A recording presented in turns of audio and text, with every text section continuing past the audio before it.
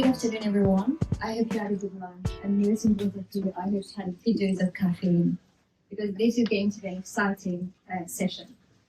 What we're going to do is we're going to deep dive into how French operators are launching simple APIs to create a secure and seamless customer experiences with the GSMA Open Gateway. My name is Maliha, and I'm from the GSMA. I'm a senior project manager, and my role is to work with local operators, like in France, to launch APIs. And in summer this year, I've been working with the French operators in France to potentially launch some APIs in the future. So before I introduce you to my amazing panelists, I would like to give a brief intro on what Open Gateway is. But first of all, I don't know if everyone knows what GSMA is. So GSMA is a telco association of telco-related companies that want to be members. Currently, we have around 700 operators and around 400, 500-ish ecosystem players as part of the GSMA. So what is Open Gateway now? It is a groundbreaking initiative led by the GSMA with ecosystem players like Camera and TM Forum. Camera is an open source project under the Linux Foundation. And what is the goal of Open Gateway? It is to create a framework of common network APIs that provides universal access to operators' networks for hyperscalers, cloud providers, system integrators, and developers. This initiative was launched over a year ago. I think it was in 2023. And today we have 67 operator groups and 26 channel partners supporting the Open Gateway MAU. And this represents around 278 networks and covering over 75% to 3/4 of the world's mobile connections. We also have 90 camera launched commercially by 40 operators globally. This is better, thank you. So it's not just growing globally, but it is also making an impact. Spain and Germany have launched their first set of APIs at Mobile World Congress Barcelona this year.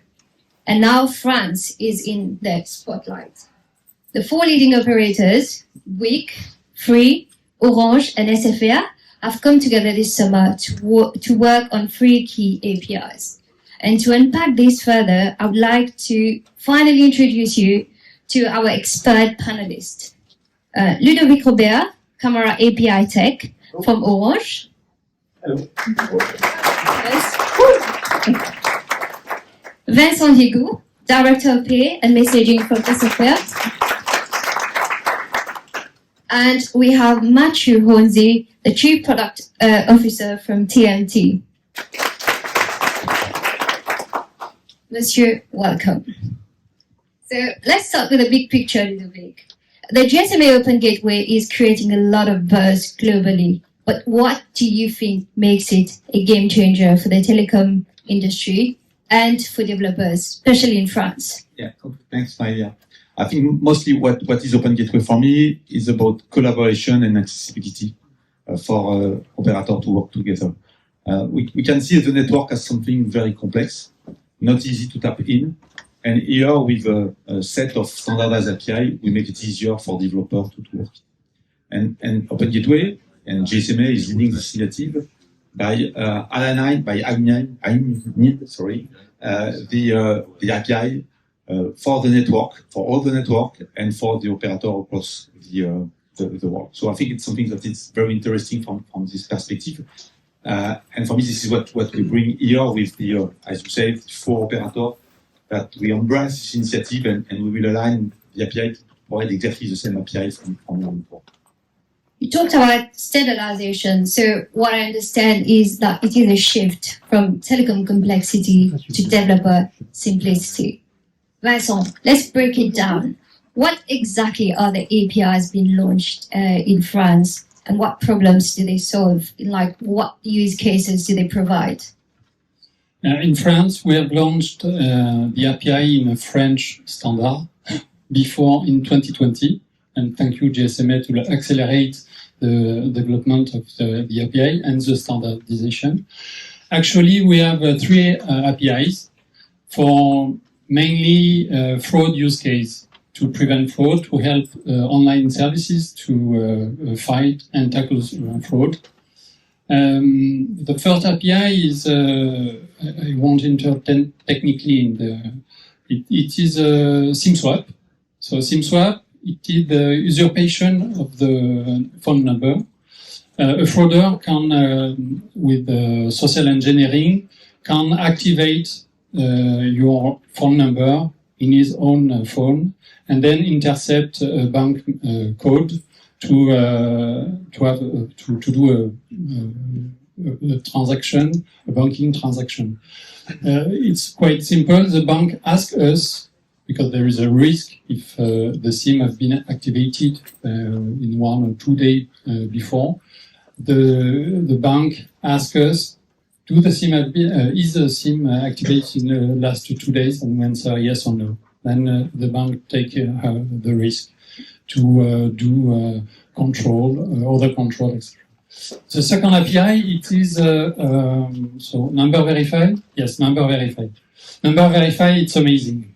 We have a French bank, an online bank, who deploy his application, mobile application, and then it's quite simple. The bank just check if the number in the SIM card, the phone number in the SIM card, is the same as the number of his customer in his banking account. If it's not, the bank can do more control, and so it's authentication use case, and it's very seamless. And the third API, help me. KYC match. Yes, KYC match. Know your customer. Formidable. Formidable API. In fact, you just check if your customer identity, as a service provider, you just check if the last name, first name, and address is the same as the name linked to the number, the phone number in the telco side. So we provide the score, 100% it's full okay, 0% you have a big problem, and then the bank do other control. That's the 3 APIs. And we have traffic. You want more? As you've said, Vincent, formidable. So these are really interesting use cases, Vincent. So Ludovic, you mentioned about solving real-world problems. Can you give us an example? No, just before. We have real customers. Bank. As bank, we can Crédit Agricole. We can say yes, Crédit Agricole, Fortuneo. In the press release, we mentioned them. Yeah. So, I see. before bank, yes, online banking. So we have a groupie in the crowd here, and we also have representatives from Bouygues and Free as well here, for supporting this panel from the crowd, which is amazing. So brilliant. Let's move on, Ludovic. You mentioned about solving real-world problems. Can you give us an example of the type of data these APIs exchange? Yeah, so the type of API and the data must be very, very simple. That part of the commitment of promise that we're doing there. So for example, for the APIs that Vincent has explained, for example, for the SIM swap, in fact, we just need to have the phone number that you want to check and the delay number of hours where we want us to check if no SIM swap has occurred, for example. So it's a very simple API. We have a couple of attributes for that, and we answer with a response. For the KYC match, what we have in the request is that we ask you, the API consumer, that will provide the data that he has captured from the consumer on his portal or in his application. And the response of API to be very, very simple, as you will have for each one of the attribute a score which is yes or no. Do we have the same information? And no, if we don't have the same information, we provide you a score in order to check if, I would say, it's just orthographic error there. So it's very simple. And like Vincent, I'm fan of number verification because in fact, number verification is just that you provide the phone number that you want to check on the app. And the response will just answer you with the same number that we get for the network. And with this API, it's avoid to have this one-time password. I think all of us have this kind of experience when you enter your phone, you get SMS, you have to type the code to the application you run. So it's not good as a customer experience when you use the app. It's not good for the application developer himself or ourselves because it stops the journey. So this API is good for that because it removes any friction and it's removing a one-time password. So that just give you an example of this API, which I promise it very, very simple. So we've heard about formidable, simplicity, and I'm pretty sure we'll heard, like more words later on. Talking about data, as we all know, privacy is a big deal, especially in Europe, with all the GDPR and everything. Vincent, how do you ensure these APIs handle user data responsibly? Yes, the legal framework is very important because of the focus on the data protection and the RGPD in Europe to protect consumer. In fact, you have different legal bases to provide data or information. As in France, the main use case are fraud. The legal basis is interest, legitimate interest. You understand in English? Yes. To be sure. And so it's very simple, and it's linked with we don't provide data. We answer question and we provide, it is the principle of minimization, the transfer of data. So we say yes or no for the SIM swap, or we provide a score. And it's very important because this frame can allow us not to do a consent because of the legal basis on the legitimate interest. Some APIs need consent. Then we, in the customer experience, we ask the customer for this transaction, and we can, and they have to check. And it's not an opt-in; it's a yes or no to allow the operator to transmit the data. And what else? No, it's okay. More question? Brilliant. That is reassuring. Matthew, let's get practical. If I'm a developer in the audience, how do I actually integrate into these APIs? Well, that's a really good question. And for us, we've been working with the carriers for a number of years already. And that was a very interesting journey, I would say.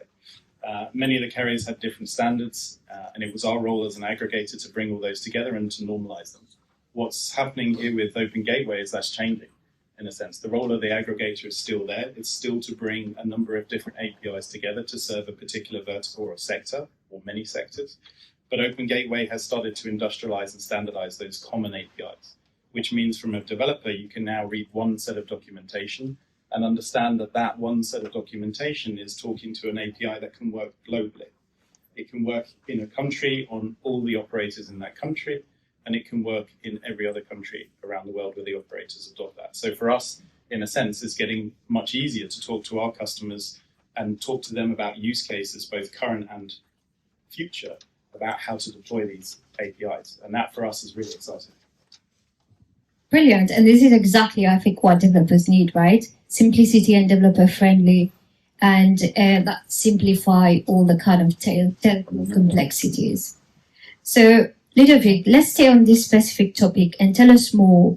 Why should developers care about these APIs? What are the benefits? Yeah, so the benefits, we said before, it's that the API are very simple. So that's the first key benefit. I promise you that you will not spend more than 2 minutes to understand each one of these APIs. That's the promise I did internally in Orange, and people are agree with me that that's the first thing. The second thing is that the commitment that we will deliver exactly the same API. So I'm looking to Matteo from Free, I'm looking to Lina from French Telecom, I'm looking to Aziz, to SFR, and from Orange. And the promise that we took together is that we will fulfill to you exactly the same API. And we say the same API, it's not only the Sunnydale scenario when you answer the API, when you put a question to the API and get a response, but it's also on the previous step with OpenID Connect, with OAuth 2, exactly the same thing, but also for the rainy scenario. So when the API didn't work, when you have a 422 error, when you have 404 error, you will have exactly the same error if you are querying any of the four network here. So that the promise that you are doing is that simple API and exactly the same API that we deliver. So for me, that's a huge benefit for developer, because as usual for developer, you will code once and you want to reuse several times. So that's the promise that we did. About the standard, also one word I would like to say is that we are using pure standard pattern. For example, for the authorization pattern, we are using OpenID Connect with OAuth 2.0. So we didn't invent anything specific here. We know that developers like to have something that they already knows. They don't want that we invent standard, so we are using standard as it is. And the last piece I will say also is that we have, as of now, 3 API. You can imagine that we have several, but all these API are consistent, each one with the other. So when you understand one of the API, the other API will use exactly the same pattern. And I would say that's the beauty of Camara, where we are working. We are perhaps 40 APIs that we are working in Camara, and we are doing exactly the same pattern for all these API. So if we call something a phone number, it will be the phone number in every API, and we don't change the name from one API to another. We don't change the error for the same thing. So for me, that's the value of what we are doing now. Brilliant. And it's not just about, building the tools. It's also about getting developers excited. So Mathieu, how are you planning to drive adoption of these APIs on your side? Sure. I mean, a lot of the work is done for you in many cases when a business will come to you with a particular use case. And that's easy because they're looking for a very particular service to solve a very particular problem. SIM-swap being a prime example of that. But as we bring more APIs to the market, it's about education. It's about demonstrating what these APIs can do to solve not just fraud or identity related problems, but customer service, customer experience related problems. So as an aggregator, what we do is we'll take these services into single but also combined service builds, and we'll build test applications, or we'll build test portals where our customers can see how they actually work inside a framework that means something to them. So obviously developers like to see the code, they love to see how the actual engine room works. But when you're selling to businesses and solving challenges, real world problems for them, you need to demonstrate how these APIs do that. So for us, we build those demonstration APIs, applications and portals, and then we show them in the context of their application how that works. And Authenticate Number Verifier is a great example of seeing to believe, in a sense. It really is a great service, but if you don't actually see it work, if you don't see what difference it makes when you're using a one-time password or a number verifier request, it's a different world. And for us, it's about gathering that feedback from developers as well and sharing that amongst the community, because every time we can get better at doing that. We also invite our customers to come meet us. We invite them to come sit with us and the operators together. We do that many times. We want them to be encouraged to understand these APIs and to see them at use and to understand them at a root. So that can come through different applications in the industry, through hackathons, through bringing developers out from their communities and saying, how do these APIs really solve some problems for you? And I think there's a big challenge in the industry. Mobile phones and the telco data have a real opportunity. And what we're trying to foster and evangelize is a sense of that community within wider software developers. What problems does this solve and how can this be integrated into their businesses? And the only way to do that is to really show them. Brilliant. I hope I can sense some excitement from the room, from developers. But Ludovic, what measures ensure consistent operator alignment in the API implementations? Yeah. So as I say, we make a commitment to provide exactly the same API. And so in order to do that, we are working together to craft this API. But also it's important to not to say that part of this work, it's also to provide the test definition that checks that the API are exactly the way they are supposed to work. So we will have to run through this test. And the GSMA is providing the certification of the API. So if we go to Open Gateway portal, you will see all the countries where there is this Camara API. There is a lot already in all the countries. And you will see a stamp near the APIs indicating if the API has been certified by the operator. And meaning by certified, it means that the API has been compliant one not compliant and one not compliant with the test definition. So here you're sure that the API will be the same that with the other operators that certify. And for me, it's very important that we target this certification to close the loop, I will say, about what we want to do, what we want to do. Absolutely. And I think that the GSMA certification serves as a tangible proof of this alignment. And if you want to have more information on certification, you can find it on the GSMA portal, operator map something at gsma.com. Well, just do a Google search. You'll find all the certification.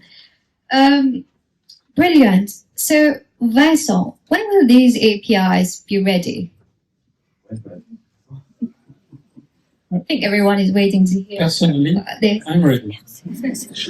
Now we are 4 MNOs and we share a roadmap. And at the beginning of the next year, we will surely launch the 3 APIs in a camera format. They are already open in open. What is the standard? Oh, yeah, mobile ID. The old. It is not really standard. So yes, next in 2025.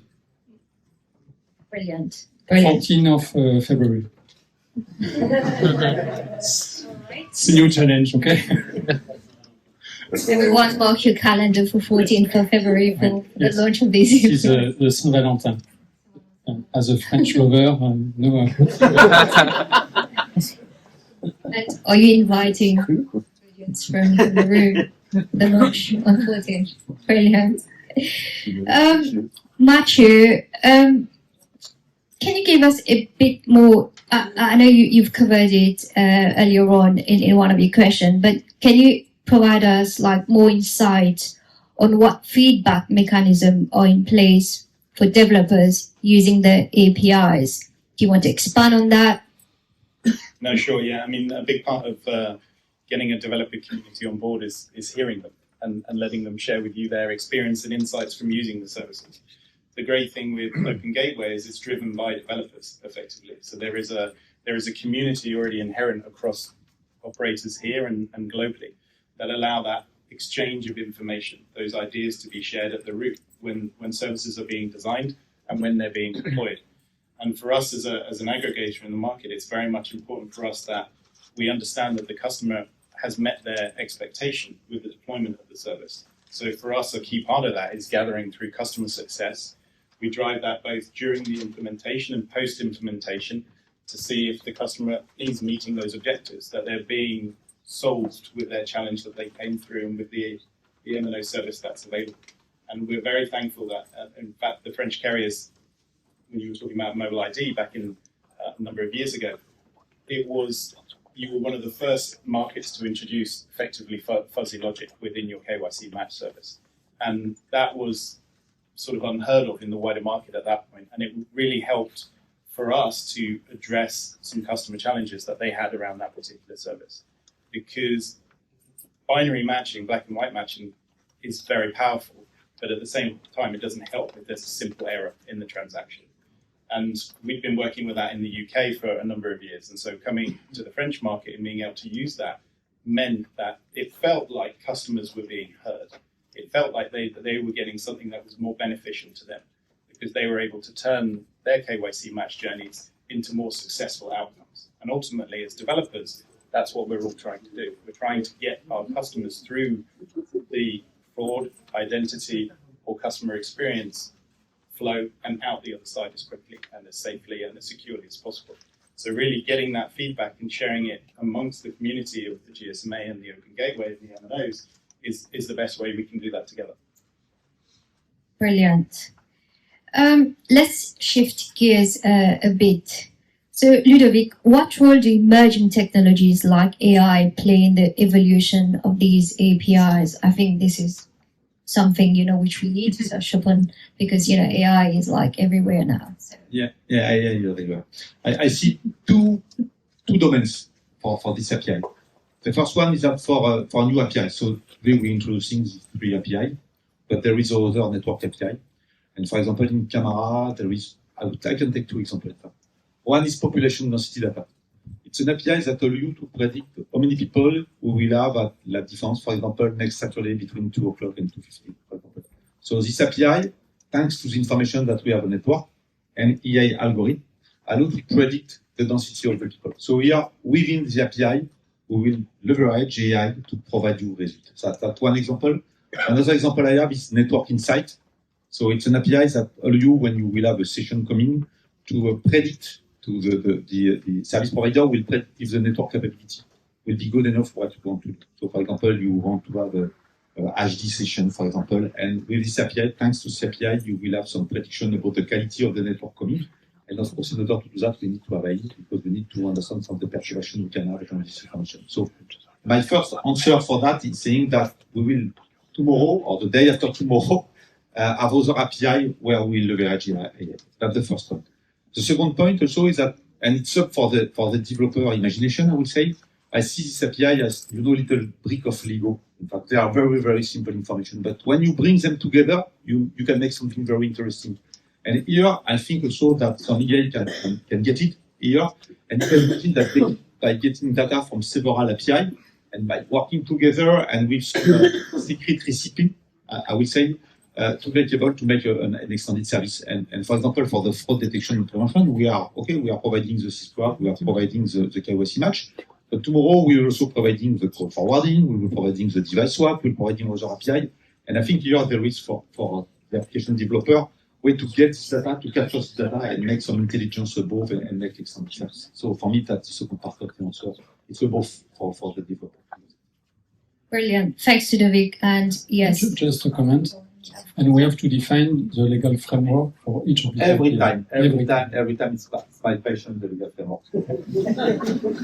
The legal page and all stuff, I like it. So, yeah. It's always privacy by design, for all products. Anyway, brilliant. Vincent, looking ahead, after 14th of February, are there any plans for more APIs, for the French market? Yeah, Ludovic talk about some of these future APIs. Developers they have a lot of imagination. In the camera standard, there are quite 50 APIs, perhaps, I don't know. Approximately. Actually, we have launched 3. Okay. And we will launch APIs if there are use cases and the legal framework, as we said. For example, a very sensitive API is geolocalization. It exists in the standard, but not because we don't have exactly defined the use case and the legal framework, etc.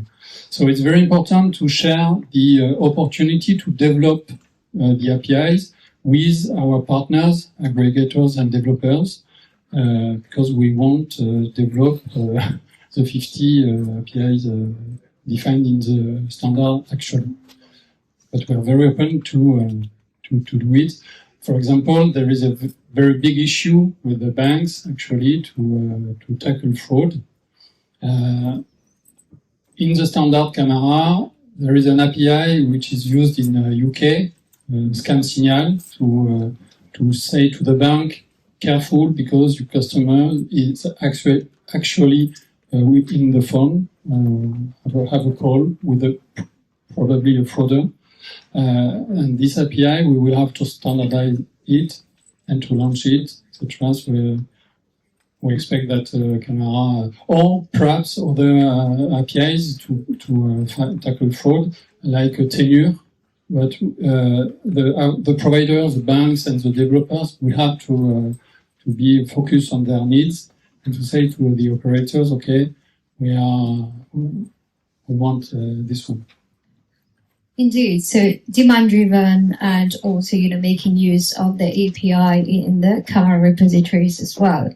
So, Mathieu, last but not least, talk us through the business model on how the APIs will be commercialized without indication of any pricing, please. Yeah, we have to be sensitive on this topic. But generally, the APIs come to market as single services, so you can consume them on a transactional basis. So in that sense, if you just want one API, you consume that on a per request basis. There are other models, but for now, business model is generally driven in that sense. We hope in the future there will be some different applications, different models based on the different types of services that will come to play. But generally, that's the basis for how things work today. Perfect. On point.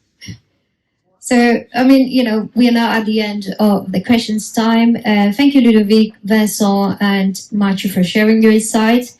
So I've just made a really quick summary, but please do add into, what we've learned today. So the GSAB Open Gateway is simplifying telecom capabilities for developers with standardized APIs. That's priority number one. The leading operators in France are launching SIM swap, KYC match, and number verification, addressing fraud and identity verification. These APIs are developer friendly, GDPR compliant, and scalable. And future innovations powered by AI and developer feedback will continue to expand their potential. So this is a really exciting time for the telecom industries and for developers. So thank you all. We will open the floor for questions if any of you have any questions on what these experts have just talked about. Yeah, absolutely. Might be easier for you. If an application developer is going to start using the APIs, do they need to know which telco the customer is using in order to call them? Yeah, so there is a discovery. So the why we are working also with aggregator is in order to hide that. So there is use case when you can directly spam the operator, for example, for B2B use case, for example, and you have this kind of use case. But I think for a mass market use case where you are on your app, here we have the use of the aggregator. The call will come to the aggregator. Here we have a function that we call a telco finder, where the aggregator will find the operator, and then he will redirect the call to the operator. So we want to hide this complexity of.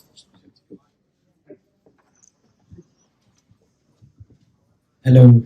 Earlier you mentioned a couple of verticals where these network APIs are being used, and there seemed to be a very strong focus on the banking industry.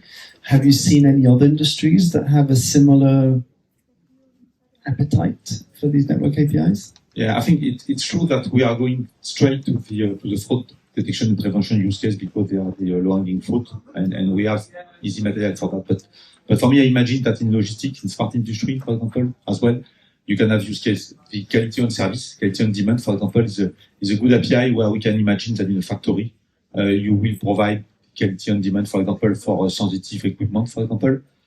In the logistics, I'm a fan of the geofencing API. I like this one. The geofencing, where you put some tracker of your IoT, for example, in the container.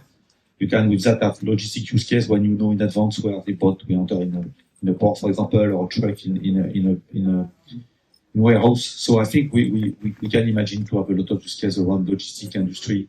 I get a discussion also with the emergency service last week about, there is a car accident on the highway, and the first people are here to help the emergency service.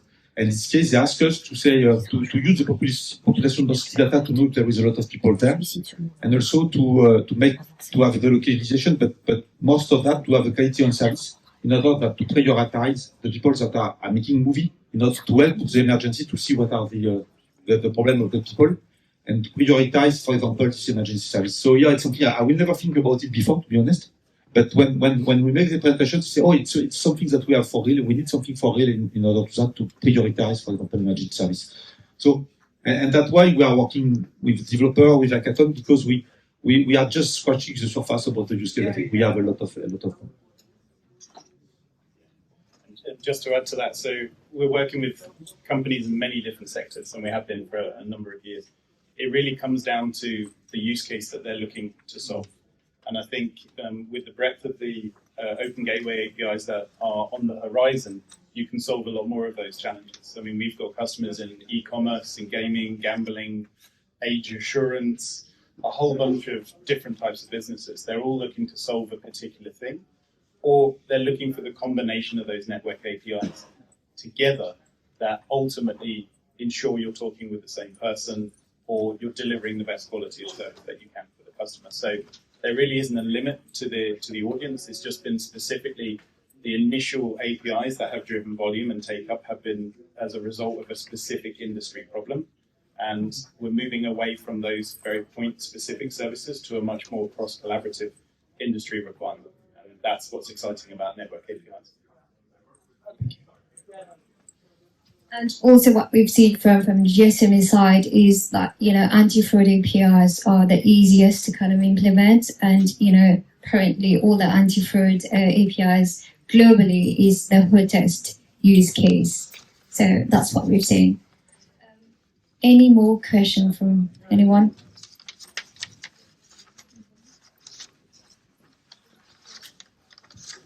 Perhaps on the business model for telco operator, is it a way of making new revenue with all services that you can build on this? I'm the tech guy, that's why it's a business guy. Sorry. No, the only thing that I can say that for the business model, it's a no, I don't know if I can say it. No, in fact, it's not a revenue issue for the operator. It won't be my boss, the CEO of my company. It's not, how do you say, it's not a very important way to monetize and to do diversification, but mostly it should be a part of, for all the customer, actually the mobile phone is the main ID they use to do transaction online. And mainly we are the one who knows the real data of the customer. On the mobile phone, for example, you have a GPS, but you can fraud the GPS if you want. And the network, the operator, they have real data, and their mission is to share it to the. So it's mostly a position for the MNOs, then a way to do money. We have servers, of course. We have people working on it, so it's not free. And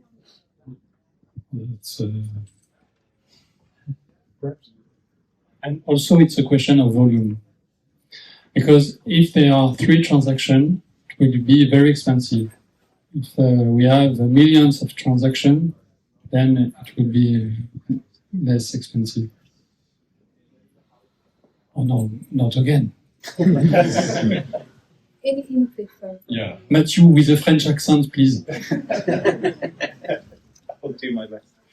And it is a really good question. And I think, we would be a little bit odd if we didn't say that revenue is a driver for some of this, right? Because revenue ultimately creates opportunity. But MNOs making available this data will create its own opportunity, in a sense, right? We're facing some really big problems in the industry with synthetic identities, with a whole bunch of different problems. And really understanding what sits behind a mobile phone number. Is it a real person? What is their activity? What can that tell us about this individual, and how can we use that as a trust vector in not just identity and fraud cases? That's ultimately what pays the bills, because there's some problems that need solving.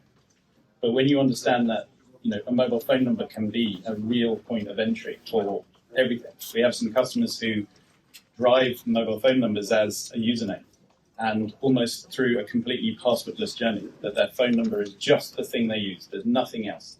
You type it in at the front through number verify, you prove possession, you use a bunch of other APIs, some of which we've discussed today, SIM-swap and others, some we won't mention for security reasons. And then the customer is enjoying a service that wasn't there before, like they do with single sign-on now with Microsoft, with Google and others. And that is really our job. Our job is to show how important mobile still is in these transactional journeys. And that was what will create the flywheel effect for the opportunity in the industry. We've just been caught with fraud and identity because it's there, it's now, there's a need, and it's easier to justify. Right? Legitimate interest for fraud, classic case, sits within even the framework of GDPR. How do you get past that? Is you have to demonstrate that these services solve new and exciting problems for different customers in different industries. And open gateway is a big part of that, because you can go and get a common standard Google API globally. Couldn't do that until now with a network API. Perhaps I can add, or perhaps a question. So it could be also an innovation booster for the ecosystem, because beyond the API simplicity for the developers, it's also for a good opportunity for fundraising. Since the fact that you are discussing with your VC, I say, yeah, okay, it's one API and one development, and could be a solution for the fragmentation of the market. It could be a good thing to use our network as an operator.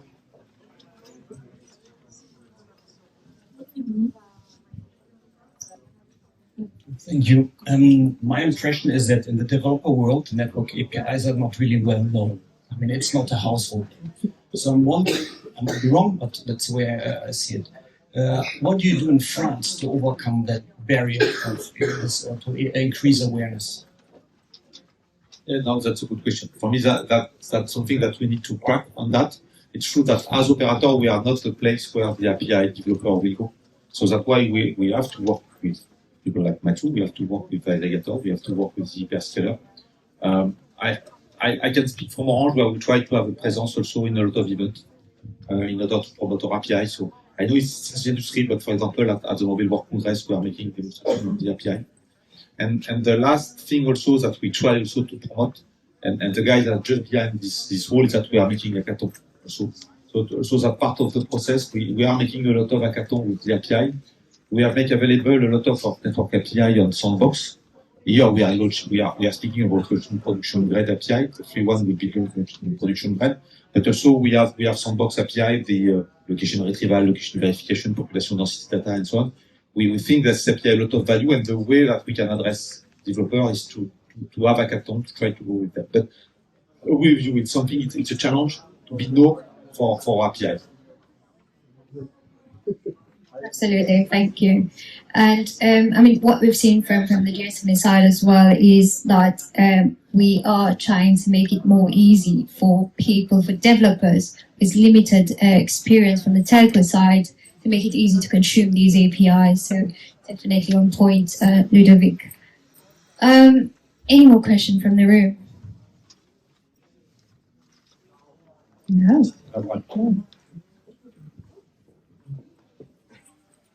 Yeah, you mentioned about the specification being used, right? The OIDC. All that, but how do you ensure that you use OIDC and also have data minimalization in there?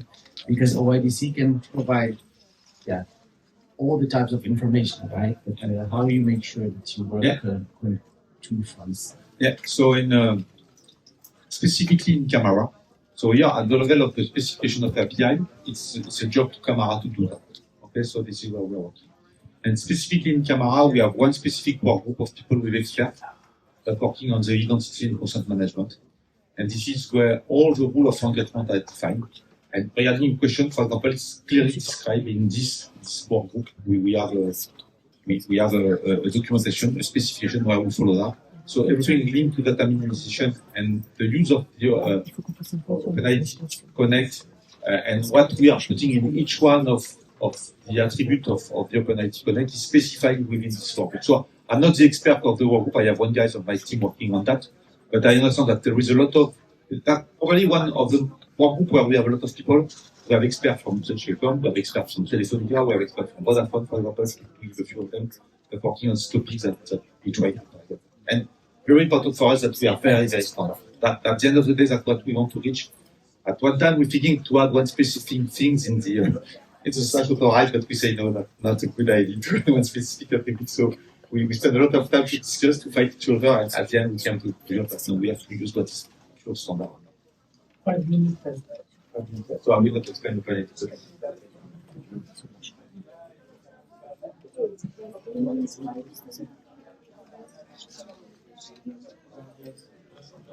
Answer for the business model. In fact, it's our partners, the aggregators, who will define the contract, the single point of contract, and also the financial condition. And each MNO has its own condition, so the aggregator will manage the diversity the contract. Absolutely. And from the GSMA side as well, what we are doing is we are working on templates which make it easier for aggregators and customers to use and make things easy for everyone really.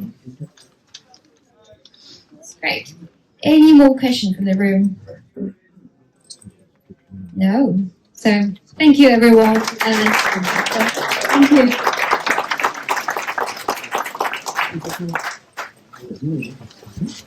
you.